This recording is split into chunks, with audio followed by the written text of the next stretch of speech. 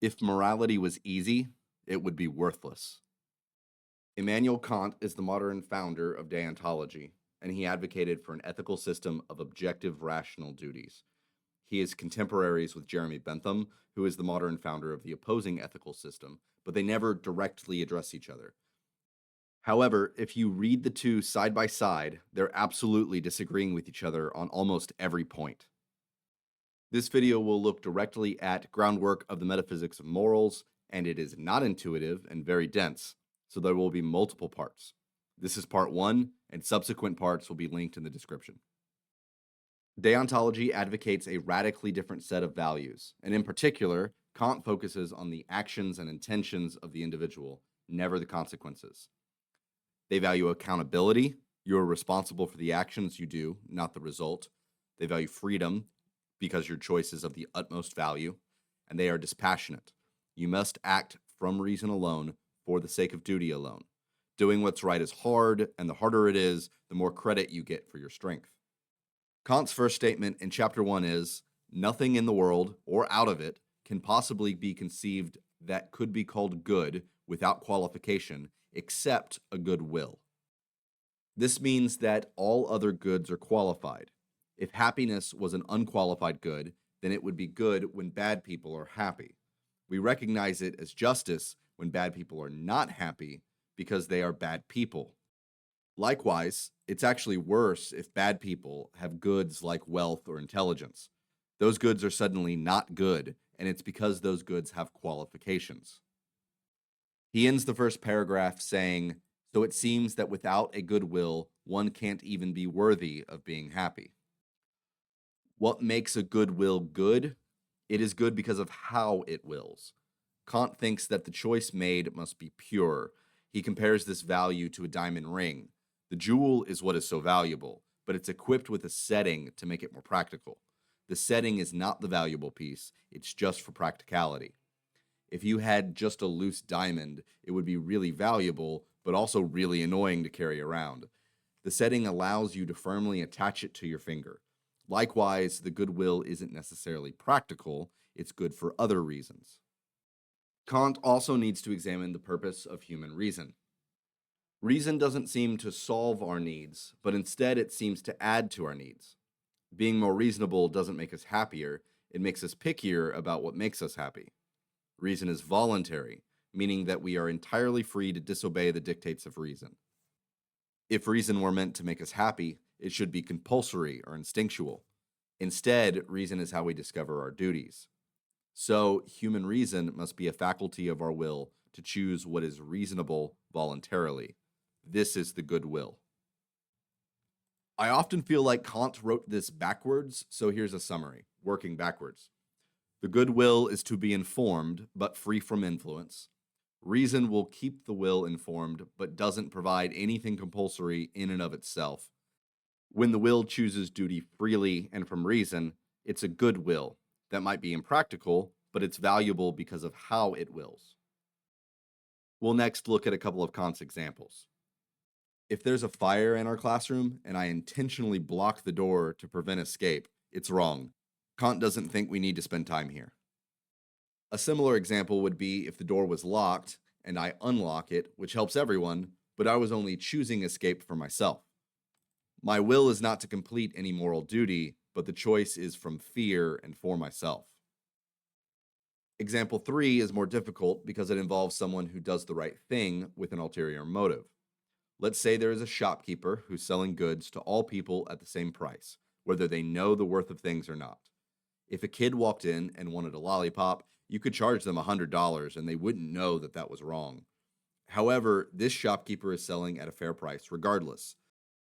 This is at least in accordance with duty, but that is insufficient for Kant. Kant makes a distinction between in accordance with duty and according to duty. In the first case, it's like two cars exit the highway at the same time because they both happen to need to take that same exit. It's a shared action, but not a shared purpose. In the second case, the second car is following the first, and so it exits specifically because the first car exits. Kant thinks that the only moral actions are like the second one. Let's say that the shopkeeper gave the kid a lollipop for free. We don't know if the woman is being kind and moral or if she's just a savvy marketer.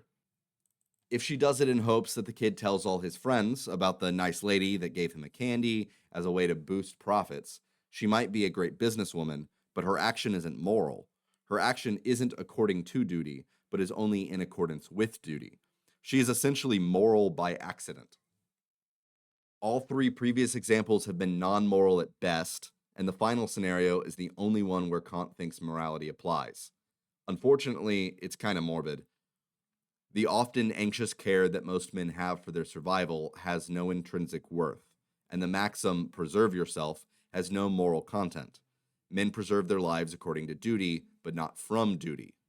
However, this isn't the case for the suicidal.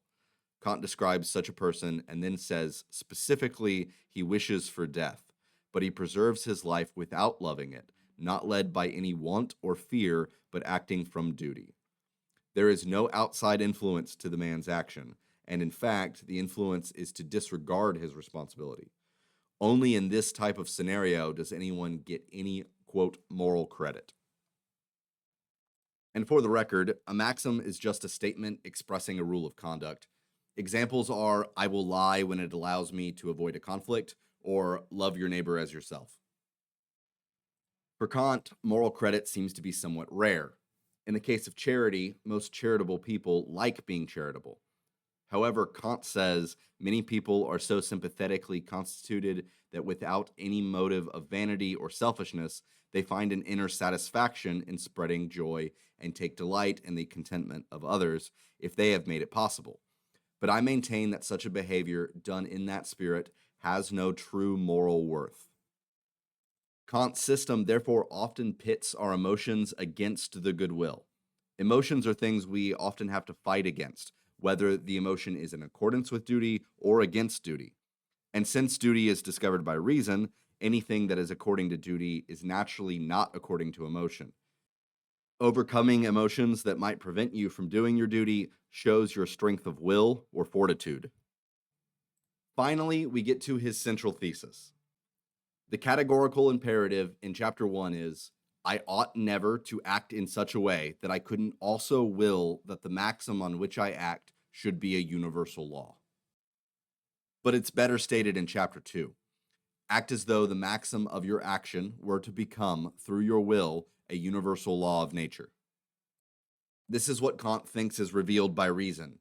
It's like a formula that can tell you right and wrong in any circumstance. I like to split this into 4 parts.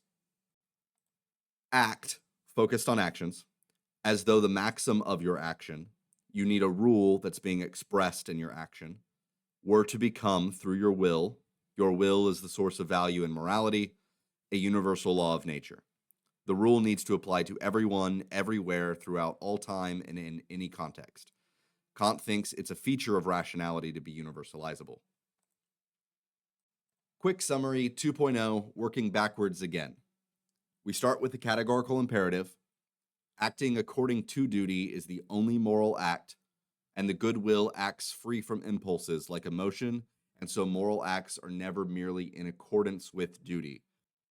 They are according to duty, which is the categorical imperative. This concludes part 1. We have plenty more to go, so please stay tuned for part 2. As always, thanks for watching.